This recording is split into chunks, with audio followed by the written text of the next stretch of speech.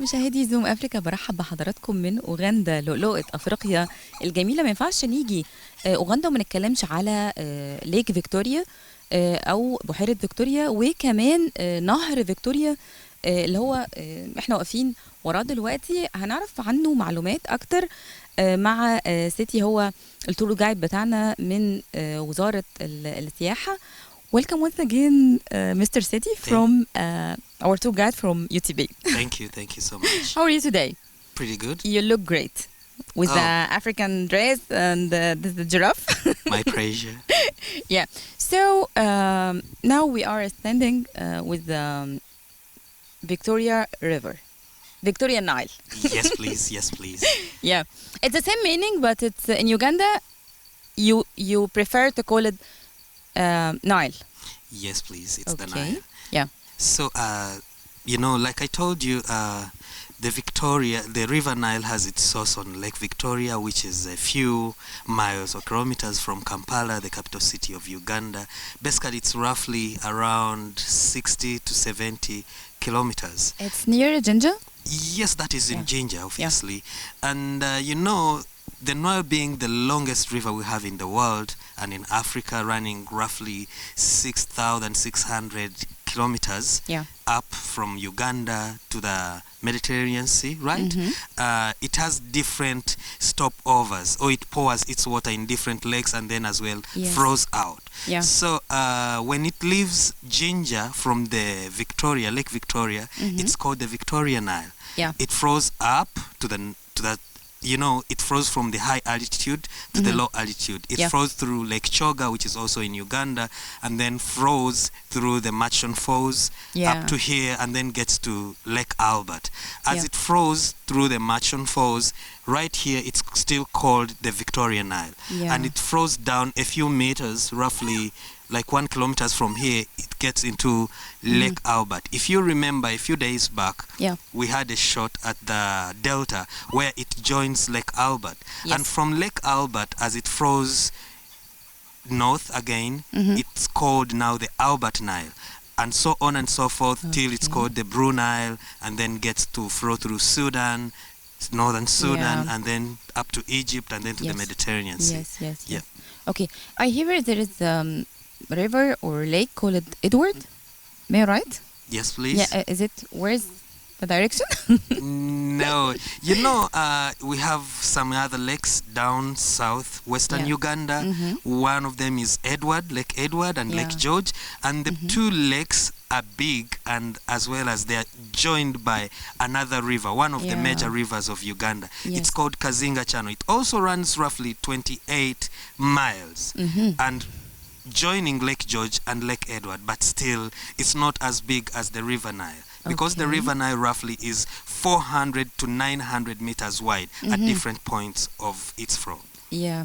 Okay. So now we want know more information about the animals. It's near around here. I see some monkeys, hippos. Yeah. Yeah, so basically River Nile running through Machon Falls National Park. There are so many animals to see. We have the giraffes, we have the waterbucks, we have the hartebeests, we have the elephants. Basically we have 4 of the big 5. Okay. Whereby we are not forgetting the great elephants. Yeah. And so many aquatic life. I'm talking about most of the mammals and animals that spend most of their time in water. Yeah. Okay. Because it's hot? It's hot because we are at a very low altitude, roughly 400 to 600 meters high above the sea level, so you expect it to be hot. That's why it's too much humidity. Yeah, it's humid because of so many rivers and lakes around, and basically the hotness, just like the way it goes, the higher you go, the cooler it becomes. And now it's the opposite. The lower you go, the temperatures keep changing as it's getting hot. Yes, in our country, or in Arab country, there is a lot of wrong information about Africa. It's always hot. But I know some part of Uganda have a very cold weather. Am I right? Yes, Yeah. please.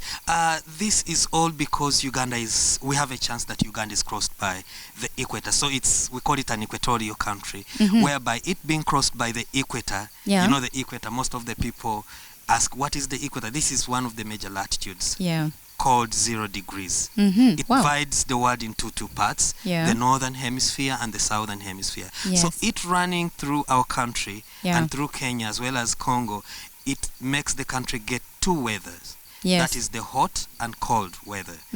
Basically, all this makes the country get different types of climate. So Yeah. at a certain particular moment or in the country, it's hot. Whereas at a certain particular moment or area in the country, it's cold. So Yeah. basically, it's because of the equator that we have two seasons, the wet and dry. So there is no dry season. We Always rain, because now it's in a summer, or it's hot, Actually, but it's raining. actually, we are in the wet season, and trust me now, Wow. the temperatures have dropped. Okay. Because our wet season run from April, May, June, and halfway July. Yeah. And the dry season runs from August, September, October, November. Yeah. But sometimes November also gets wet. So, but we are having a different challenges and problems because of global warming, whereby we are having unprescribed or unpredicted weather, whereby at a Okay. certain moment Yeah. it gets so dry and a Yeah. certain moment it gets so wet. But this is because of the different ways we're encroaching on our natural resources. Yes, exactly. So I want to ask you about this lovely explorer, Yes, please. Uganda. Yes. Is it like a campaign? Just introduce it more. Yeah, so Powati, like Yeah. many of the people are calling it and many of the media companies are calling it, Yeah. it's a trading name Yeah. under the Explore Uganda. This is much more like a trading name that it comes up every now and again, every year, Yeah. as many people from different nationalities, from different countries Yeah. are invited in. Basically, we are looking at tour and travel agents, Wow. many people who are in the tourism industry to come and get involved to see the beauty of Uganda, so Yeah. that they get a picture of what to tell people who are buying their activities, they say, or their tour packages. So basically, it is one of the companies that we are having, basically, that is working out on trying to get more tourist numbers Yeah. into the country. So it's Uganda target, maybe in a few years coming, to be a point or a great country for tourism. Yes, actually, Uganda's tourism industry has been doing well, but we don't have to keep at looking at the level we are on. We are looking at growing big and Yes. big and bigger. Yes, So basically, looking at the different statistics over years and over, they've been increasing. We see the tourism numbers increasing every now and again.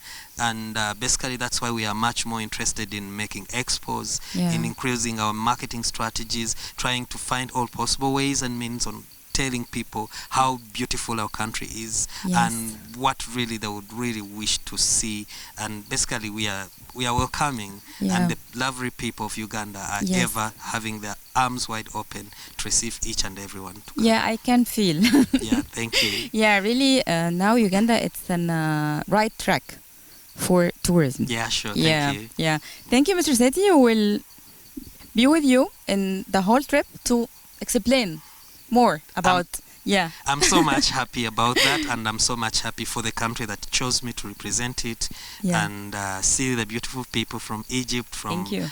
Dubai, from America, from South Africa, Yeah. from Europe, everywhere. I'm so glad that I'm part of the team. Yeah, thank you so much. Welcome. مشاهدينا، حقيقي يعني المكان والخضار والنيل بيدي قد ايه انطباع جميل جدا، وكمان البشاشة اللي موجودة عند الشعب الأوغندي. احنا مستمتعين وموجودين مع حضراتكم في رحلتنا الخاصة لأوغندا.